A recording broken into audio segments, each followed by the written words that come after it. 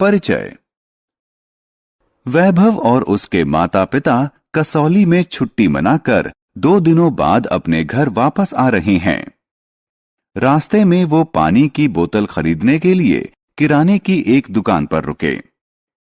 वैभव car में ही रुक गया। उसके पिता ने उसे सलाह दी कि वह खिड़कियां चढ़ा ले।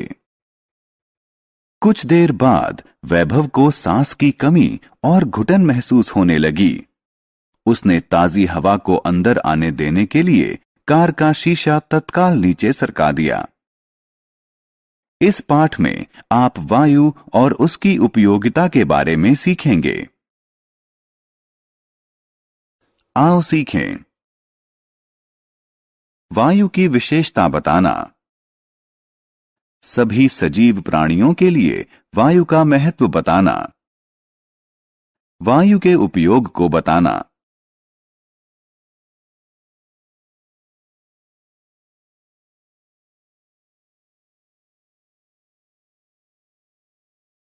वायु की विशेषताएं।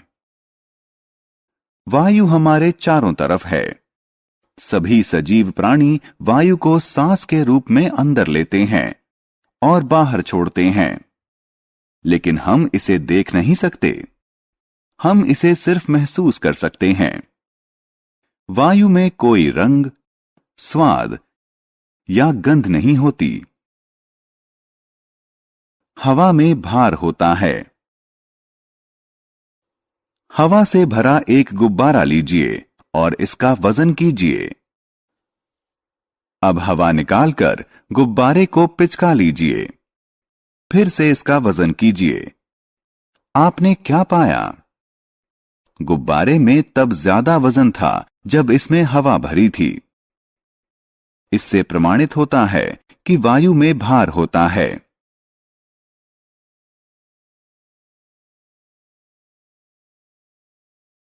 वायु स्थान घेरती है।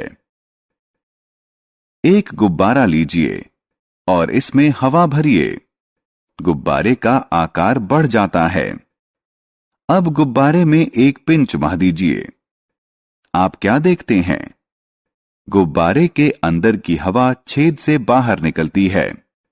गुब्बारा चपटा हो जाता है। इससे प्रमाणित होता है कि वायु स्थान घेरती है।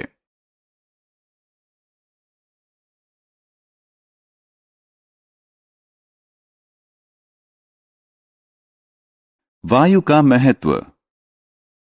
वायु मनुष्यों को ऑक्सीजन प्रदान करती है, जो जीवन को आधार देती है। पादप अपना भोजन बनाने के लिए वायु से कार्बन डाइऑक्साइड लेते हैं। जंतु के अस्तित्व के लिए ऑक्सीजन जरूरी है। वायु का उपयोग। चलती हुई वायु को हवा कहते हैं। हवा बादल को गति देती है, जिससे वर्षा होती है। हवा नाव और ग्लाइडरों को चलाने में सहायता करती है। हवा की शक्ति का प्रयोग विद्युत उत्पादन में किया जाता है। हवा की शक्ति का प्रयोग जल भरण में भी किया जाता है। हमने क्या चर्चा की? वायु में कोई रंग, स्वाद या गंध नहीं होती।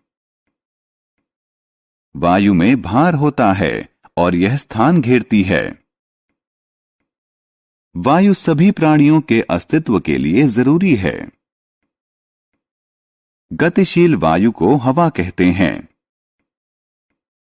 वायु शक्ति का प्रयोग विद्युत उत्पादन और जल भरण के लिए किया जाता है।